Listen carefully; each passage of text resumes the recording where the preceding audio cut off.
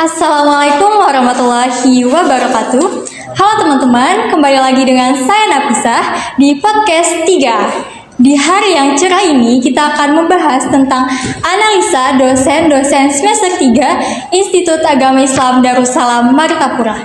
Di sini saya tidak sendiri. Saya bersama dengan mahasiswa semester 3 Institut Agama Islam Darussalam Martapura. Mungkin kita langsung saja perkenalan dengan mereka. Mungkin di samping saya dulu, siapa namanya?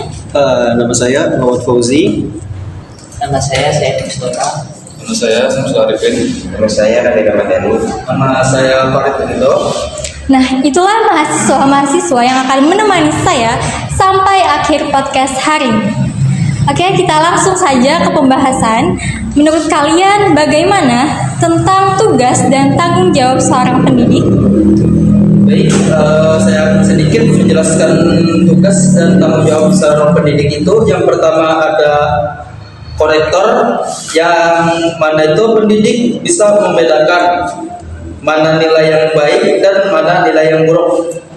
Dan koreksi ini dilakukan yang bersifat menyeluruh dari efektif sampai psikomotor. Selanjutnya ada inspirator, yaitu pendidik bisa menjadi inspirator atau ilham bagi kemajuan belajar siswa, petunjuk bagaimana belajar yang baik dan mengatasi permasalahan lainnya. Yang ketiga yaitu ada informator, yaitu pendidik harus dapat memberikan informasi perkembangan ilmu pengetahuan dan teknologi.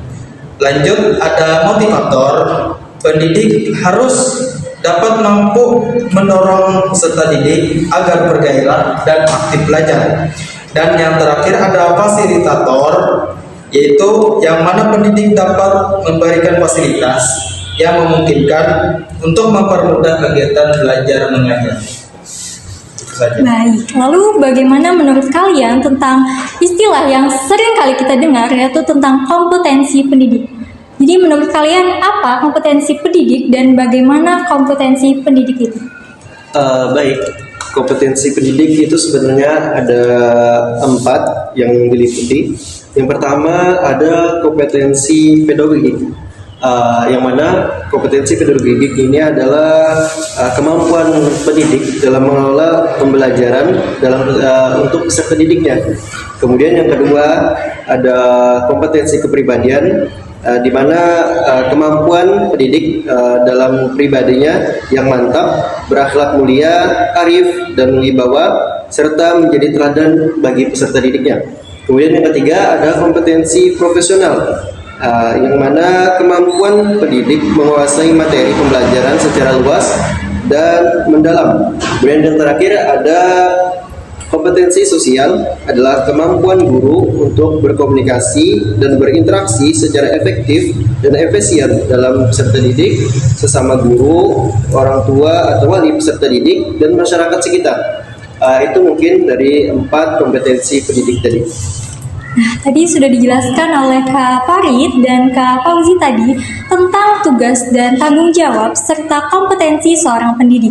Nah, jadi saya ingin meminta pendapat kalian satu persatu bagaimana tentang analisa dosen di semester 3 Institut Agama Islam Darussalam Martapura. Bagaimana menurut kalian, apakah beliau-beliau sudah memenuhi kriteria dari kompetensi pendidik tadi?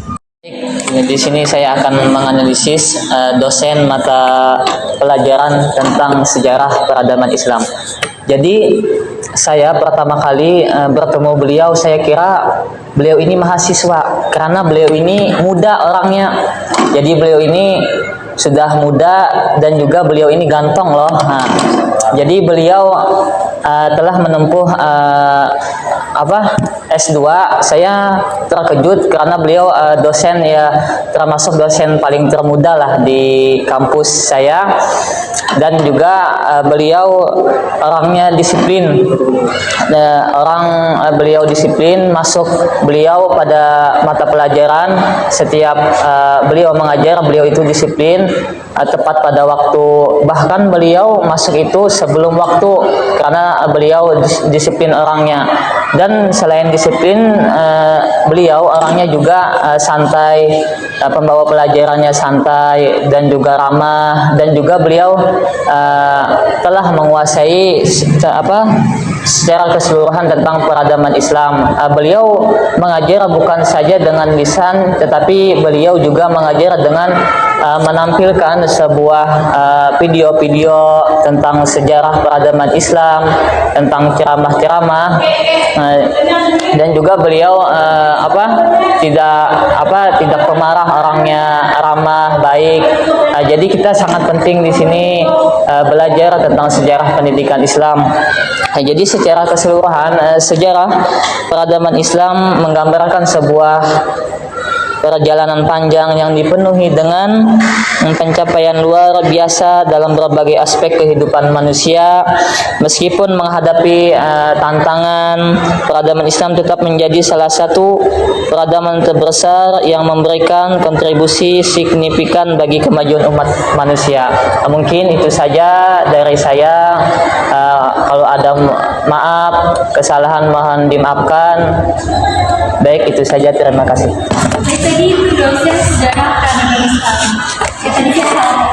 Jadi dosen paling muda. Ya. Biasanya dosen paling muda itu bicara mahasiswi. Iya, betul. Baiklah, selanjutnya saya akan menganalisis dosen mata kuliah Sejarah Pendidikan Islam yang mungkin namanya tidak perlu saya sebutkan karena beliau akan menonton podcast ini. Sebelumnya saya ucapkan terima kasih kepada Bapak dosen Sejarah Pendidikan Islam yang selalu memberikan ilmu yang sangat bermanfaat dan memberikan tugas-tugas yang sangat mudah. Mungkin dari segi kompetensi guru, beliau sangat baik dari segi sosial, pedagogik, kepribadian, dan segi profesional. Karena penjelasan beliau sangat mudah dimengerti dan beliau sangat tegas dalam aturan. Mungkin yang sangat disayangkan beliau tidak masuk akhir-akhir minggu ini dikarenakan mungkin beliau punya kesibukan yang lain yang tidak dapat ditinggalkan. Mungkin sekian dari saya.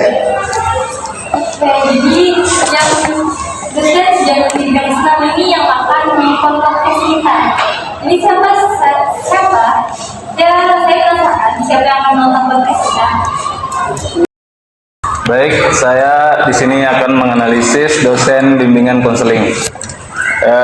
Pertama-tama, cara Sidin mengajar di kelas itu sangat luar biasa, dan cara Sidin memberi materi itu sangat jelas dan tidak lupa dari kata senyuman. Jadi itu yang menambah kami mudah untuk mendapatkan memahami materi itu. Dan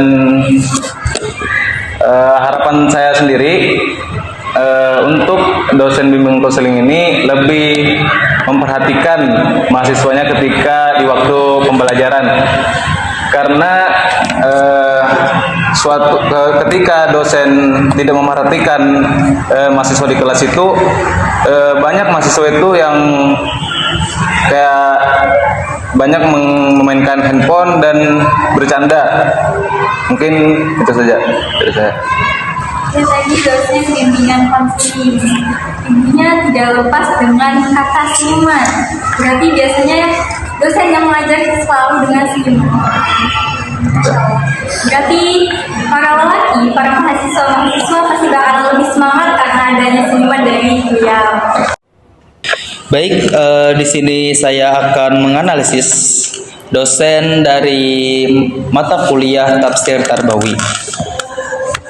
Adapun kemampuan beliau dalam mengelola pembelajaran, beliau mengelola pembelajaran itu dengan terstruktur dari pertama masuk kuliah, dan beliau pertama menanyakan kalau misalkan ada tugas presentasi, beliau mempertanyakan dulu kelompok berapa maju dan memastikan apakah para pemateri siap dengan materi yang dibawa. Nah, sampai seterusnya, dan itu semua terstruktur sampai akhir.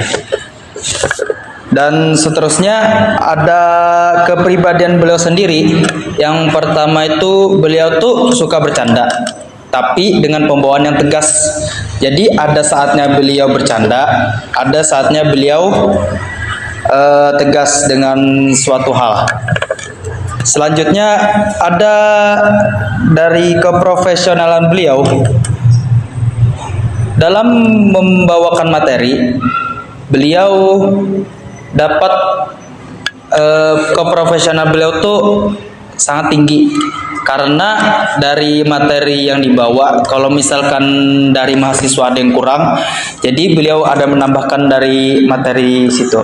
Misalkan dari materi kelompok sekian ada kekurangan, beliau tambahkan dengan dalil yang konkret, yang dalil yang relevan, yang mana semuanya itu dapat dipertanggungjawabkan, entah dari para ulama ataupun dari buku-buku para ulama ataupun mau kitab hadis maupun jurnal, dan ada juga dari Al-Quran, dan itu semuanya detail tanpa ada, menurut saya tidak ada celah sama sekali. Dan adapun sosial beliau tadi beliau dengan pembawaan beliau yang gimana ya, santai, suka bercanda, sama tegas. Beliau suka bercanda orangnya, terus santai, tapi dalam satu hal beliau bisa tegas, gak bertele-tele orangnya gitu. Adapun dari segi keprofesionalan tadi itu ya beliau rinci lah. Kalau misalkan masalah kayak satunya yang kayak referensi. Nah, kan referensi beliau tuh semuanya konkret gitu, relevan dan bisa dipertanggungjawabkan. Mungkin itu saja analisis saya dari dosen mata kuliah Tafsir Tarbawi. Saya khilafnya mohon maaf. Wabillahi taufiq wal hidayah. Apabila ada salah kata mohon dimaafkan. Wassalamualaikum warahmatullahi wabarakatuh. Dari analisa hari tadi saya salah fokus dengan jurnal referensi beliau sangat jelas. Biasanya beliau menjelaskan referensi itu pakai apa? Kalau dari segi pembawaan referensi, dosen mata kuliah Tafsir Tarbawi ini dia membawakan hadis. Yang pertama kebanyakan hadis itu Al-Quran, dan itu semuanya dengan tafsir yang konkret, relevan semuanya, dan itu semuanya mendetail. Dari misalkan apa maksud dari sebuah hadis tersebut atau dari Al-Quran, terus misalkan dari ulama siapa yang menyebutkan tafsir dan hadis dan Al-Quran tersebut. Gitu. Berarti ilmu beliau kada diragukan lagi karena berasal dari sumber yang jelas, yaitu Al-Quran dan hadis beserta sumber-sumber yang lain. Dan beliau itu kebanyakan mengambil referensi itu kebanyakan dari para ulama, yang contohnya kebanyakan dari ulama-ulama yang ada di Kalimantan. Misalkan contohnya yang tadi Ustaz Unggul, terus selanjutnya ada ulama kita Guru Wildan, nah ya benar Guru Wildan seperti itu. Jadi beliau mengambil dari ulama-ulama yang berada dekat di kita, jadi kita bisa melihat orangnya. Bagus sekali, Masya Allah.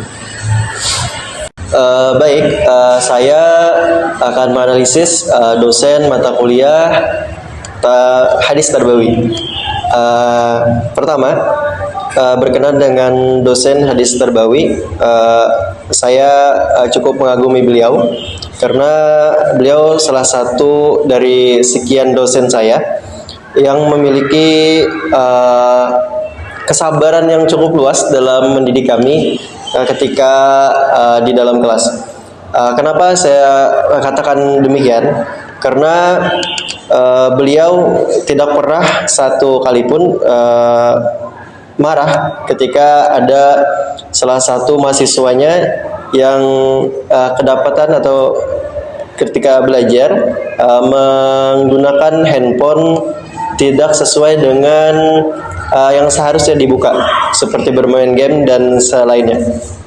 Kemudian untuk dosen mata kuliah hadis terbawi ini, dalam pengelolaan pendidikan di kelas, saya sangat apresiasi karena beliau ketika mengajar tidak terpaku duduk di meja yang disediakan untuk dosen saja. Ketika di dalam kelas, beliau seringkali menguasai kalau kita katakan panggung lah, kalau kita di suatu acara. Kalau ini kan di kelas, jadi penguasaan kelas yang cukup luar biasa oleh beliau. Karena ketika belajar, seringkali beliau ke belakang, ke depan, ke tengah untuk benar-benar mengamati pendapat atau mengamati pertanyaan dari mahasiswanya. Tidak hanya mendengarkan dari jarak yang jauh, tapi beliau berinisiatif untuk mendekati mahasiswanya. Jadi komunikasi yang diberikan beliau kepada mahasiswanya cukup luar biasa. Kemudian beliau adalah salah satu dosen yang memang ilmunya sudah diakui di berbagai kampus di Kalsel ini. Kemudian saya sangat bangga menjadi salah satu mahasiswa beliau karena akhlak yang diberikan beliau atau diajarkan beliau kepada kami begitu luar biasa. Dari sabarnya, tutur katanya, dan gestur tubuh ketika mengajar itu, semua pendidikan ada di situ. Kemudian saya menganalisis tentang kompetensi sosial beliau. Jadi beliau ini selain di dalam kelas dengan mahasiswanya tidak bagaimana ya saya katakan, jadi tidak canggung atau tidak kaku. Begitu juga ketika kita bisa menemui beliau di luar kelas. Jadi memang orangnya sangat ramah, kemudian memang baik. Kemudian kita dibuat beliau ketika bertemu tidak akan merasa canggung kepada beliau karena responnya begitu santai, begitu mengayomi. Ya, mungkin itu yang bisa saya analisis dari beliau. Terima kasih. Oke, jadi menurut si Fauzi tadi, dosen dari hadis terbawi, Iya. ya dosen dari hadis terbawi itu sangat menyatu dengan mahasiswa dan kesabarannya tidak dipertanyakan lagi ya. Ya, luar biasa. Oke, itulah tadi analisa dari mahasiswa semester 3 Institut Agama Islam Darussalam Martapura. Sebelumnya saya sangat berterima kasih kepada kalian karena telah meluangkan waktu kalian yang mungkin semester 3 ini lagi sibuk-sibuknya dengan tugas kelompok, tugas individu, bahkan tugas pembuatan video. Dan saya pun sudah mulai kering ya tenggorokan saya, jadi mungkin kita akhiri saja podcast hari ini. Saya Nafisah, pamit undur diri. Wassalamualaikum warahmatullahi wabarakatuh. Waalaikumsalam warahmatullahi wabarakatuh.